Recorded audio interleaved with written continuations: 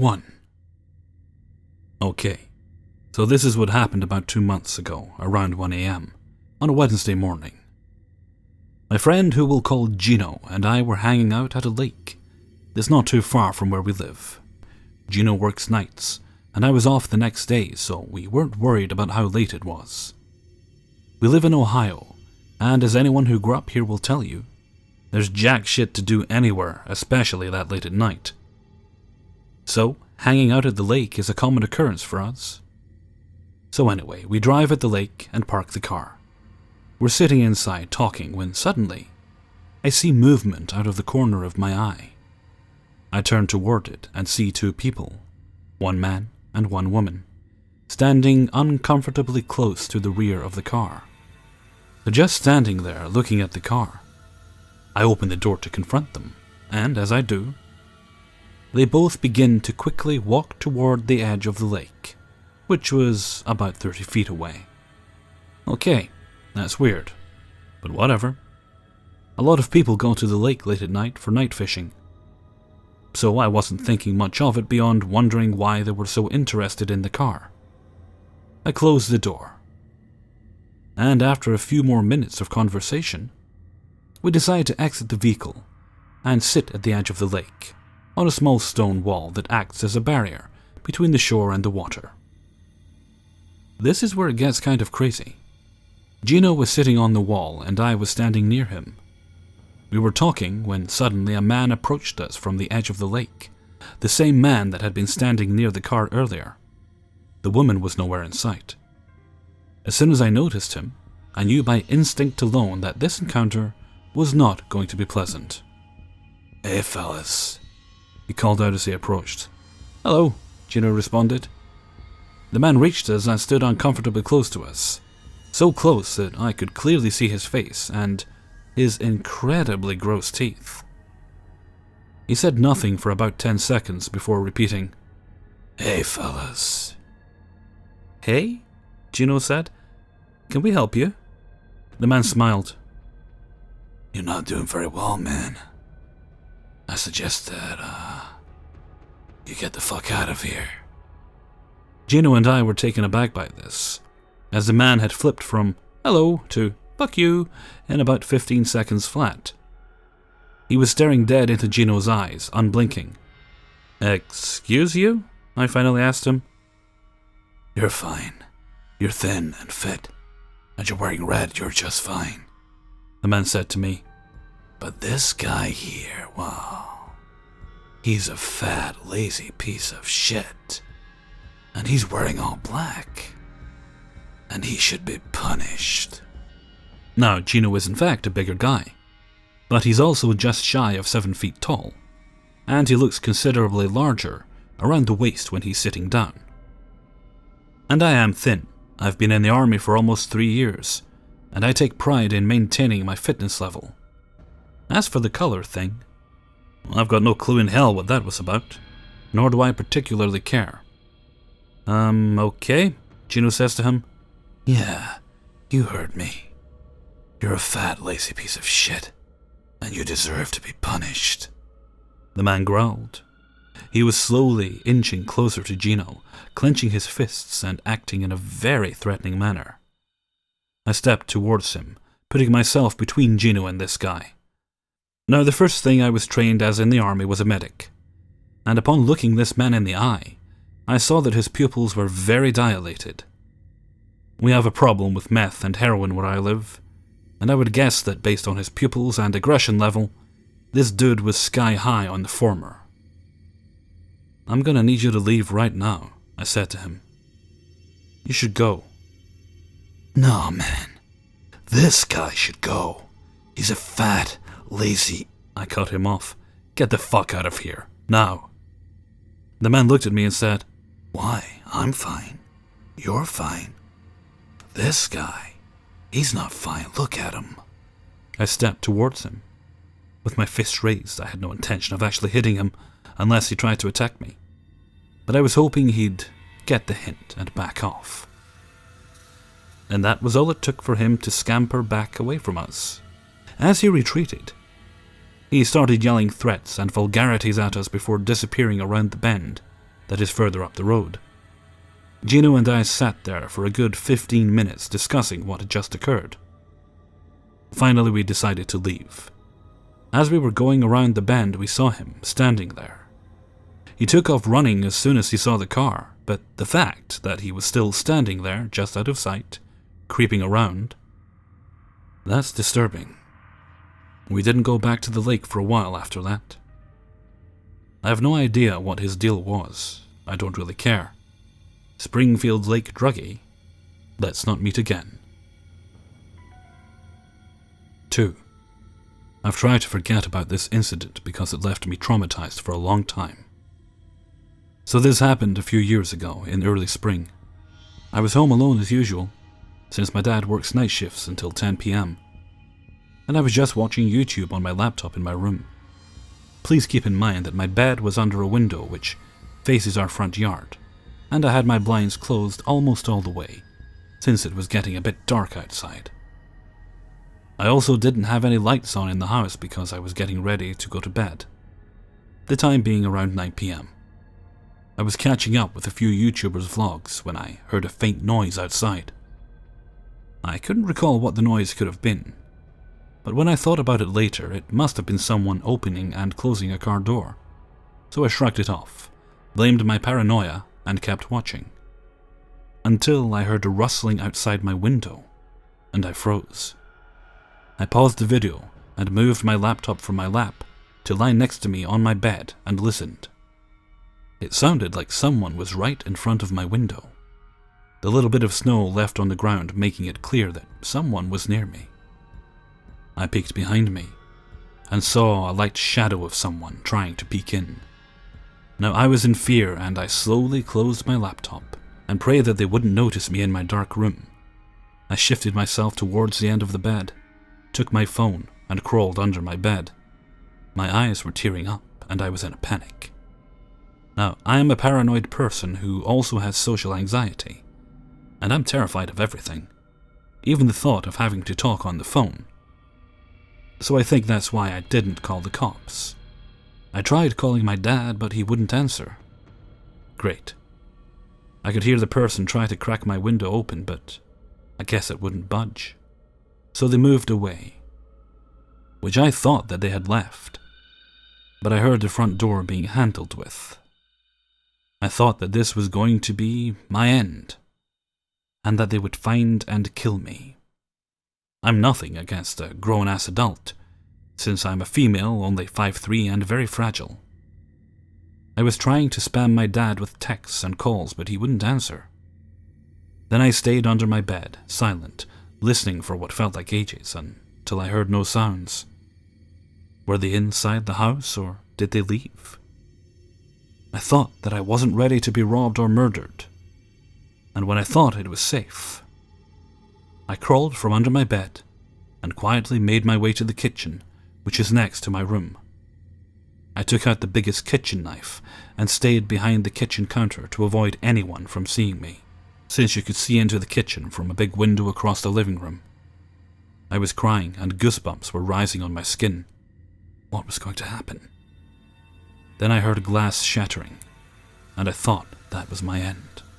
I peeked over the kitchen counter to see the big-ass window, no longer compact as it had been broken, and someone was standing on the other side of it. I held onto my knife like my life depended on it. I stayed behind the counter and listened as a man hopped over the broken window and glass splattered over the living room floor. He was heading my way. This was it. I was going to go through something bad. It was a man wearing a black hoodie and brown jeans. When he walked past the counter, I swung the backside of my knife at his leg, and he let out a grunt. I didn't want to hurt anyone. I tried to get up and run, but before I could, he grabbed my leg and pulled me back. I was struggling under him, trying to swing the knife at him, as he was trying to get the knife with his other hand, as the other was holding my mouth shut. I thought I was over. I thought I was going to be killed by a man I didn't even know. Until I heard the sirens. He had managed to grab the knife from my hand and was holding it against my throat. the blade cutting into my skin. I was bawling my eyes out and forcing my screams over his hand. "You're going to die now," he said in a low voice. When we both stopped, the police were banging on the door, yelling, "Police!" and he bolted it out of there, through the same broken window, and disappeared into the woods behind our backyard. The police found me in a complete shock, and took my statement and looked for the man, but they never found him. They suspected he had a buddy with him, who was the driver who had then left as he heard the sirens. Apparently my next-door neighbor heard lots of noise and called the cops. So the thief, killer who I encountered that day, let's not ever meet again. 3. First, a little scene setting, and bear with me because this intro's a bit long. It was the start of summer 2011, and I was in the middle of working towards my associate's degree. I was poor and going to a community college at the time, taking summer classes to get my degree faster. Not even 2 weeks into the course, I was already swamped with homework, and eager to get this damn organic chemistry course over with, because it was a mess the first time I tried. I ended up dropping the course when I took it in the fall, and waited until summer to take it over. It didn't help that where I live the summers get very hot and humid, fast, due to the lake effect weather, and the college I attended didn't have very good AC either because of the building's age.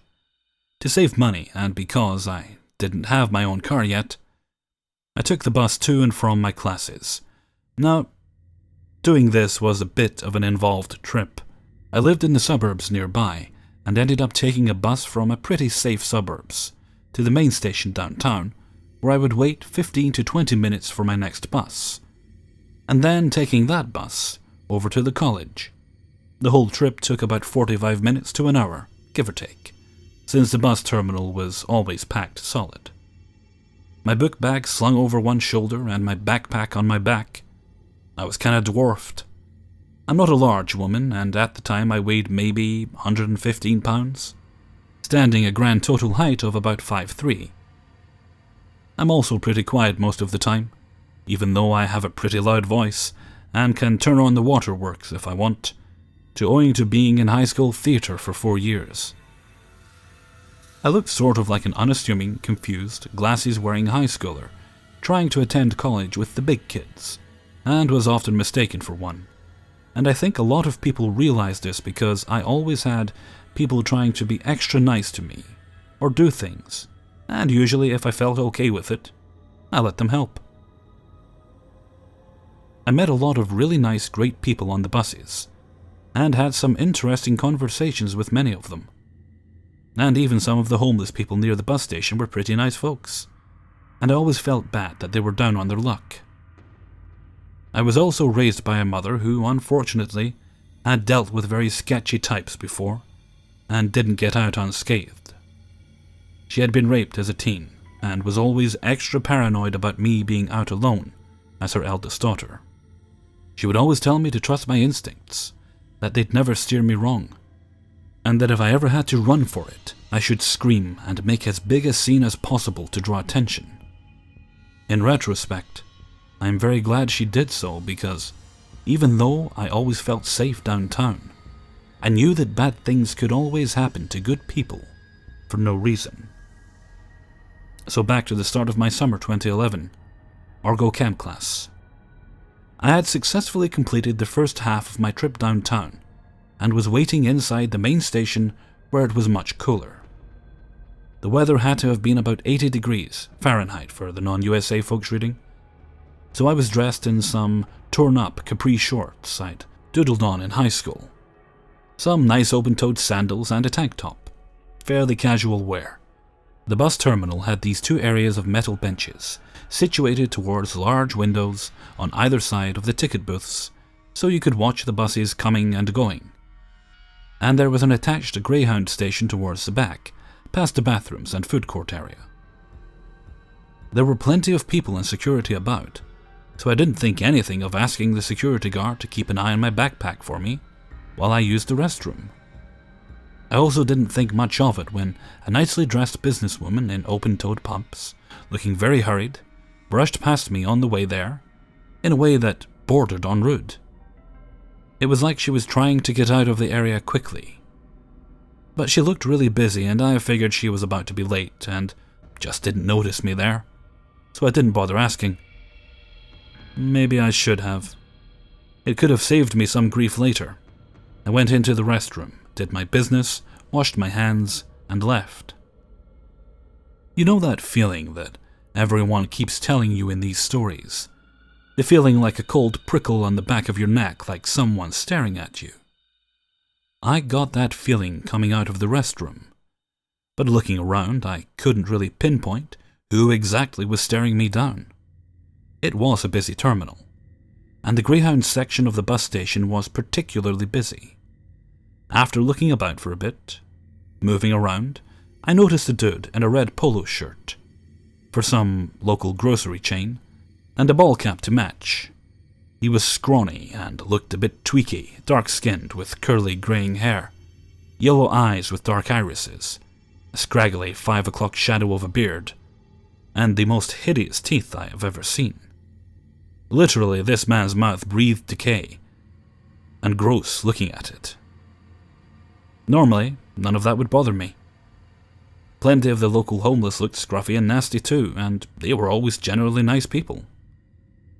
But something about this guy really set me off. He seemed to be looking at me too, really odd. But every so often his eyes would flick towards someone else like he was trying not to be noticed. I got that gut feeling something wasn't right about him, and turned to go back to my seat. Unfortunately, at this exact moment, the guy apparently noticed me and started to come towards me. Right as I was turning around, freaked, I quickened my pace and moved through the crowd, weaving and hoping to have gotten lost. I just did not want to be alone with this weirdo, thanks, and I didn't like that he'd honed in on me like that. Once I was sure I'd lost him, I thanked the security guard at my old seat, grabbed my stuff casually, and moved to the further up section of seats closer to the windows. I sat down, relaxed, and tried to remain calm. My bus wasn't due for another 10 minutes or so. Cue the weirdo sitting down on the same bench as me. Immediately red flags went up, and I felt a chill hit me. Why the hell was this random guy following me? What did he want? Well, Mama Aqueos didn't raise no full daughter, and I had always had good success in calling people out in a crowd to embarrass them. So I looked up, and gave this freak as best a death glare as I could muster. "Can I help you?" I said, making my contempt obvious as the guy continued to stare. I just wanted to sit here. The guy had a speech impediment of some sort, and didn't sound like he could even speak right through his dentist nightmare of a mouth. "I'm sorry, do I know you?" I challenged. "I noticed you were looking at me, and I thought maybe you knew me somehow." He fell silent for a bit, and feeling silly, thinking maybe he was socially awkward or autistic or something, I let it drop. He kept staring on and off, but then said something that absolutely weirded me out. You have beautiful feet." "Okay, dude, whatever you say." I gave him a confused but polite thank you, figuring he was just some weird foot fetishist that was a little more open than most. Sure, a foot fetishist complimenting my feet was strange, but if he didn't try anything, I wasn't going to make a fuss about it. I didn't respond after that until he brought up my feet again. "Thank you, I like my sandals too," I responded, feeling really awkward now. I moved to the next bench 2 over, figuring he would get a hint once I gave him the cold shoulder, and began feigning working at my homework. He didn't get the hint. In fact, he jumped over to be in the opposite bench facing me and continued trying to speak with me. "Can I touch your feet?" "Okay, nope, red flag, not going there." I felt a lump in my throat. This guy was clearly not just your standard foot fetish weirdo. He was staring at my feet the way a wolf stares at a piece of meat. And at this point I was scared he might do more than touch my feet. Something along the lines of making human boots from them or something. He must have seen my speechlessness as a yes. because he leaned down and made for one of my feet, as if to grab it. "That's my right," I blurted, standing up and quickly getting out of his range so he couldn't pull me down or trip me. "Nice talking with you, gotta go, bye." I then made a break for the entrance, hoping to God he wouldn't follow. Of course, my bus wasn't quite there yet. It had a few more minutes before it loaded, and I was hoping he didn't know that and would give up. He didn't give up, and instead gave chase. Because of course he fucking did. And I got so spooked I speed-walked even more, weaving through the crowd so he wouldn't nab me. The entrance wasn't that far. It was right there. And there were security guards there. Surely they would notice and help, right? No such luck. I managed to get out of the area and into the loading platforms, speed-walking towards the loading area where I knew plenty of people were. I wasn't about to let this guy get me alone anytime soon. That's when I heard footsteps behind me closing in, and I broke into sick, cold sweats. Jesus fuck, this guy would not leave me be. He was a predator. I was sure of that now. He wanted to get me vulnerable, and I wouldn't let him. He caught up and murmured something I wish I hadn't ever heard him say. "Excuse me, ma'am, please, excuse me. Can I talk next to your feet?" My mind went into overdrive, half panicked as the guy kept pace and time with my footsteps. There was not a security guard in sight, and the loading platform for my bus had a congregation of people. "Think fast, Aqueous. Think fast and you'll be all right. Think fast. If he does anything, then he'll be noticed." "Walk?" I stammered, trying to throw him for a loop. "You want to walk next to my feet? I mean, I guess if you really want to." Yeah, stupid, I know, but I couldn't think straight. My stomach was in knots, and I figured if I brought him with me into an area with lots of people, I could find someone who looked tough or intimidating, or at least shame this guy into backing off. That was when the bus pulled into the station. At last. Maybe I could convince the driver to let me on early, if I told them I was being followed and needed a safe place to hide. Maybe they could get this creep off my tail. I slid into the crowd and the guy followed suit. But much slower, as if hesitant. Sure he'd back off now. I sat down on one of the concrete planters, near another burly-looking passenger. Maybe the creep would think this man was my boyfriend or something, and wouldn't come near. No such luck. The creep saw me sit down, then as soon as he got close, gestured to me to put my feet up. I was nervous and shook my head, then went to curl my feet under myself so he had no access. And that was when he made his move.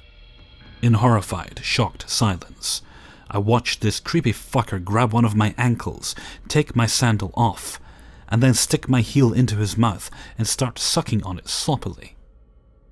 I wanted to vomit. I wanted to shriek. But for about 5 seconds, I was paralyzed with disbelief and horror that any of this was actually happening to me right now. He kept sucking, and I kept telling myself to do something, kick him, scream, anything.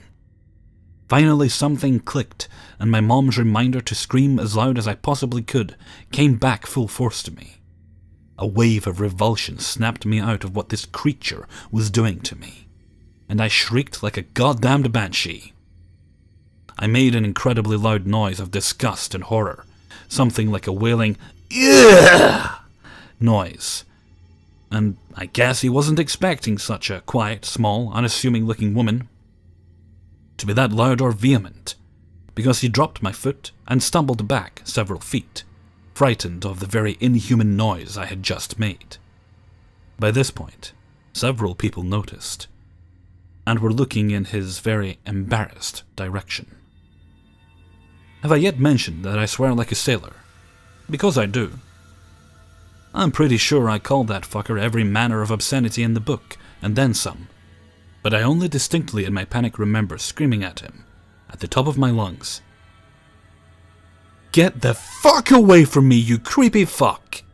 Now everyone was looking at me, and the guy decided to cut ship and run for it, like all hell's demons were on his ass.